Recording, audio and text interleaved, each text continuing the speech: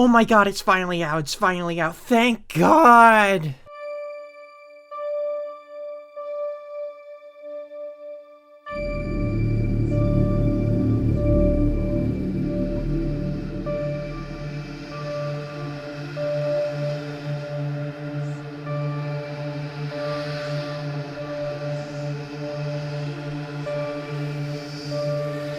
Dune is maybe the most cursed franchise in the history of film. One may argue it's the film world's Macbeth. Dune started off as a landmark piece of 20th century science fiction by author Frank Herbert, and its success obviously meant it was time to license the film rights off. The first taker was Chilean surrealist filmmaker and master of weird, Alejandro Jodorowsky, whose vision was chronicled in the documentary Jodorowsky's Dune. That version of the film sadly fell apart when funding couldn't come together and thus transferred to the other master of the Midnight movie, America's David Lynch, who did actually get to complete his version, just with massive studio interference, lack of control in the editing booth, and a vision that he claims does not at all represent his own. Also, it bombed. Hard. Eventually, there was a much more faithful miniseries made for the Sci-Fi Network, which was more well received, but being on a small basic cable network really didn't have the bombast that the material kinda deserved.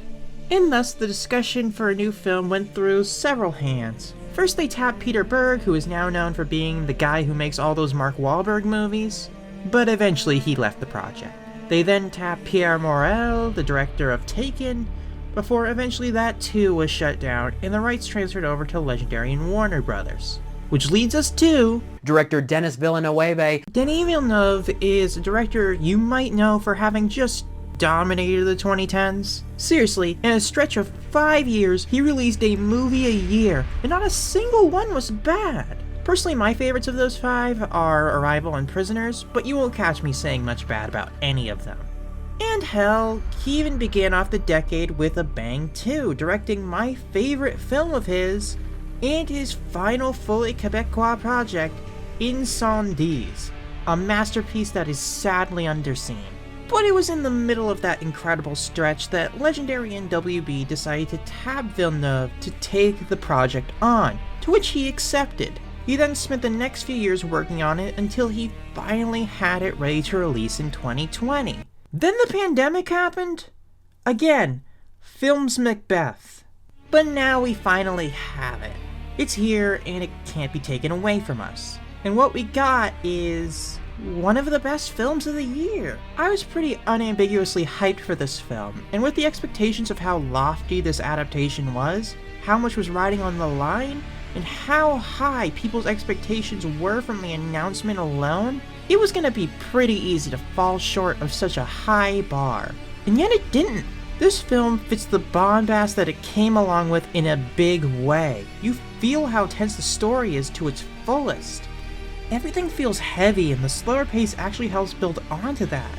It gives you time to sit with the reality of things. And yet how, to some, this film can be a bit too slow for them, but I feel like if it was hopping immediately from big climactic scene to big climactic scene, we'd really lose that sense of intensity, and that'd be a damn shame. The directing builds that same sense of scale and awe as well. As mentioned, I'm quite the fan of director Denis Villeneuve, and I've honestly always been quite attracted to his body of work. He has a slow, steady, and precise approach to filmmaking, similar to Fincher in how he views each shot in both an exact, precise, measured way, and in terms of how he can communicate meaning in that simple approach. He can truly make a shot whose meaning can be studied for days in a classroom in how much he was able to communicate. And matching that with a high class of special effects, color grading, costuming, brilliant sets, it just adds to it all. The striking look of his large scenic shots, the creeping dread present in just a slight dolly, the way the camera alone gives character to the environments is just breathtaking in its communicative power. In other words, it's a Denis Villeneuve film, and I can't deny my love for it. It fulfills the grandiose, intense nature that it needed to, and I'm thoroughly impressed.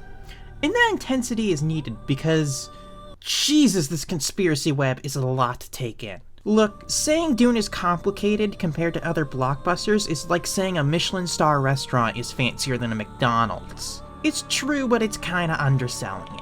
I never read the book, and I didn't get every bit of it from the film, so if you're curious, just watch a video on it or something. You're on YouTube already anyway. I'd argue the film gives you all you need, but if you're that curious, you have options. I mean, this isn't simple stuff. The film is about a massive empire setting up proxy governments only to shut them down to serve their own means in a world they don't respect, and how did that picture of the CIA get in there? Whoops! The short way of putting it is, if Star Wars was inspired by the heroism of standing up against an oppressive force, this film is about how a bureaucracy builds that oppressive force itself. It's an upfront look at corrupting power destroying the world around people for its own gain. And it can feel heavy. By the end of this movie, a great deal of innocent people, many of which we cared about, are dead. And it's not really for any grander purpose, it's just for maintaining power and control. The film is essentially about colonialism in a way. No one cares for the citizens of Arrakis. It's all about the materials they can provide for this powerful empire, and who can gain the most power from this precious resource, and where did that picture of Iraq come from? I have no idea why this keeps happening. Meanwhile, our protagonist Paul represents a possible change. Son of the Duke in charge of Arrakis, and thus heir to the throne, but also in control of magical powers taught to him by his mother, and becomes seen as a messiah figure by much of the indigenous population on Arrakis, the Freemen. And as such, we see Paul's journey from scared kid not sure if he wants this role to starting to grow more confident. Admittedly, I do have to acknowledge the fact that there are signs of what could be seen as a white savior narrative in the film, and those gave me pause myself, admittedly. But I've been assured by several fans of the book series that this is not actually where the rest of the series goes, which is good to hear. That does highlight one big thing about this film, though. One very important point. This isn't a finished story. At all. It's not even the first full book. It's the first half. And as a result, there is some weird elements to it. The pacing can sometimes feel a bit less natural, as some moments come slightly too quick and some take a bit too long. Once we get part 2, maybe both will shine their brightest and become their own perfect block of storytelling. But obviously we are restricted to what we have now. It also doesn't help that because of that splitting, the film kinda doesn't feel like it ends perfectly either. Again, it'll all probably work better with the next part, but that hasn't even properly started production yet. And as such, we only have this. And what we got was not the whole story. However, it is still the best version of the story put to film. Like, there is so much I can gush about here. I didn't even get to talk about the ensemble yet, but at this point it's already close to becoming one of my longest shorts, so I'll just say simply, you need to see this. This is truly the best version of Dune we've gotten in the medium of film. After decades of disappointment, it's finally here and it's a blast. It may not be the whole story yet, but for a setup film, it feels like a journey on its own, and still holds up well. And who can forget about the fact that after so long, we finally get to do the worm. It's rare we get these big $100 million budget blockbusters that trust the audience to understand a narrative this complex. And it's no coincidence that in terms of these giant $100 million films, this is by far my favorite in over a decade. It's fantastic. What's left to say, but when's part 2?